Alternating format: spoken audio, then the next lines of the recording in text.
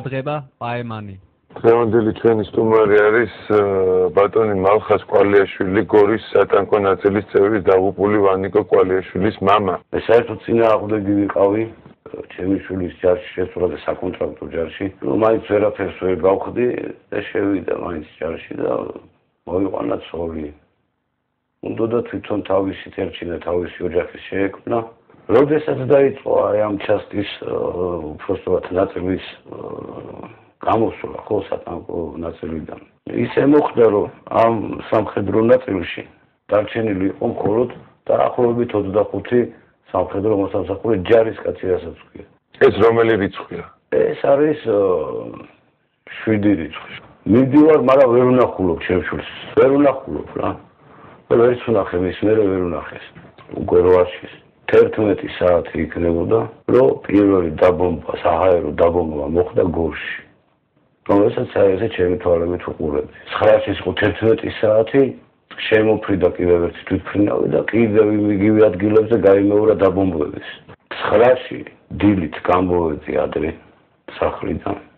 რო წამოვედი სამხედრო ნაწილისკენ, რაღაც ფუსფუსი შევომესვა. გავიხედე, გატენილია ჯარით. აღმოჩნდა რომ ესენი იყვნენ რეზერვისტები. რეზერვისტები. მივედი ამ სამხედრო ნაწილის კარებით. და ასე ვდგევარ ველოდები და უცბად გეგონება აი მზეციდან მილიონი ადამიანი ცხრილავს. აი ესეთი საშინელი ხმა და რაღაცები მხდება და უცბად რაღაც სასწაული აფეთქება და დაღამდა. შევარდი შიგნით ამ ნაწილში და ვერი ვარ ვანო სულ ყველა გარბოდა. შემთხვევით ერთი ჯიპი შევარდა. ძალიან მალე გამოვიდა ეს ჯიპი და რომ შევხედე უკან კუზავზე ხო ერთი ბიჭი ეკდოზე და დაჭრილის. გავიდა წავიდა ჰოსპიტალისკენ და გამოვეკიდე სირბილით ამ ჯიპებს. და მორგის შენობას რო ვახმოვდებოდით ქალი იჯდა იქ. მე ვთხარი შვილი მყავს აქ სამხედროში ახლა რომ დაიბომბა მეთქი ლანდიყო მეთქი და ავიცი მეთქი აქ ხო არ არის. ამ ქალმა ტირილით მითხრა აქ არის სოთქნის შვილი. შევედი და ეს ბოქსში რომ ნენას ფეხაკრებით მივეყარე კარებზე ესე ჯერ ფეხები რო გამოჩნდა ჯერ ესე და მე როგორც რომ დავინახლე შევედი და დავინახლე აი მე ვთხარი ჩემი შვილი აი ეს არის მეთქი. იყო 12 გვამი, თუ აი სამხედრო ნაწილიდან მოწანდილი გვამები რა. იმ დაბომბვისა და მაგ დაბომბვაში 22 ადამიანია დაღუპული. სანამ გამოვა ჰოსპიტალის კარებიდან და რა ხდება დედაჩემი და ჩემი მეუღლე დგას ჰოსპიტალში. მეთქი აი მიტრიალდი და გავიქცე რა, დავემალო რა. რომ მივედი რა, ნუ ხაი არ მინდა ამის მოყოლა რა იყო როგორ და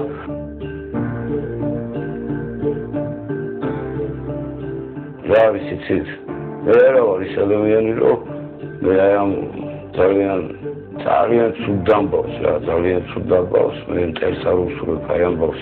ამ ამბავს ასე მიგადახდა მტერს არ უსურვებ.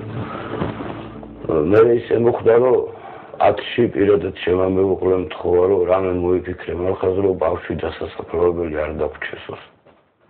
და ეს რომ მითხრა გამეხარდა. და მე გამოვედი გარეთ შემთხვევით სამხედრო მანქანას ვთხოვე იქვე იდგას ამაყვაინეს საფრთხე ამატაინეთ ბავშვი მეტი არაფერი არ მინდა მეტი გთხოვოთ მეტი.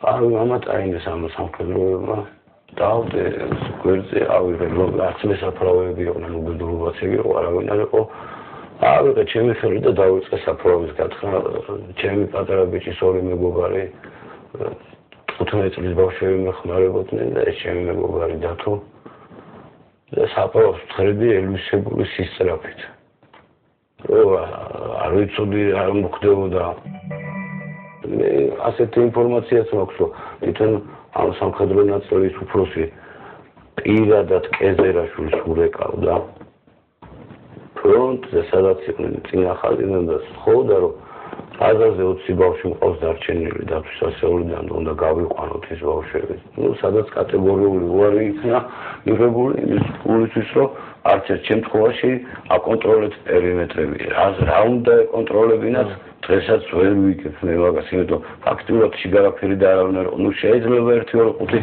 ტყვია წამალდებულიყო მაგრამ როგორც ასეთი ან ტექნიკა ან ეგეთი ხარაფერი არ იყო ეს ბავშვები ყველა ერთად იდგა და იმიტომ დაიხოცა ეს რო გაფანტული ყოფილიყო არ მოხდებოდა ხო ის მოვიგეთ ეს მოვიგეთ იქ ისავიღეთ აი ვიზაიო თავკურმოგულეჭილები მოვიდნენ პროფესიონალურ სამხედროში ვარ მე მოსახურები ის არ არის მაგრამ ეგ ყველაფერს თავიდან მაინც ვიცი როცა ქალაქი იბომბება როცა მტერი გბომბავს რა თქმა უნდა პირველ რიგში ბაზებს დაგეგმავს ხო აი ჩემი აზრით ეს ბავშვები აი ეს ამის ტოლი ბავშვები ხო აი ესე აი ესენი სავსებით 100%-ით ვიძახი აი ეს ბავშვები არ უნდა დახოცილიყო აი ამ ბავშვების შოლა ყველა ვარიანტი შეიძლება აქ იყო ერთი კიდე ძალიან საოცარი რამ იყო რომ გორი იყო აბსოლუტურად მიტოვებული მიგდებული ქალაქი იყო რომელიც არავის არ აინტერესებდა რა ხდებოდა იქ დარჩნენ არ დარჩნენ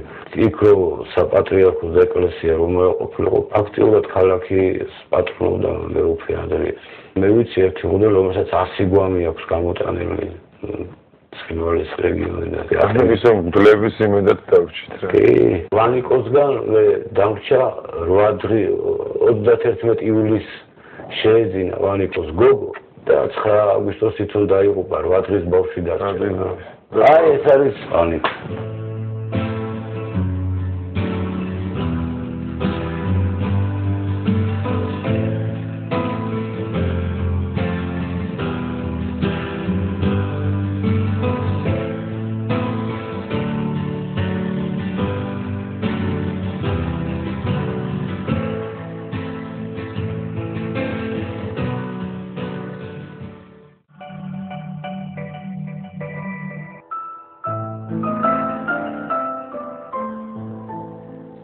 გადაღებული, წყალწარებული, ოხრებული, გადამწვარი და გადაბუგული ხორუმი, ჩაგრულო, ლალე, ურმული, რა უფლება გაკან რა ნება გადაშენების, გადაგვარების, გადაჯიშების, ვაი ვიშების, სროლა გირჩების, მიწა საფლავის ჟანგი ნიჩბების, სახელდახელოდ გარეცხილი სუფთა საყელო, დაფიქრდი ქართველო, მამული შენი რომ ასახე.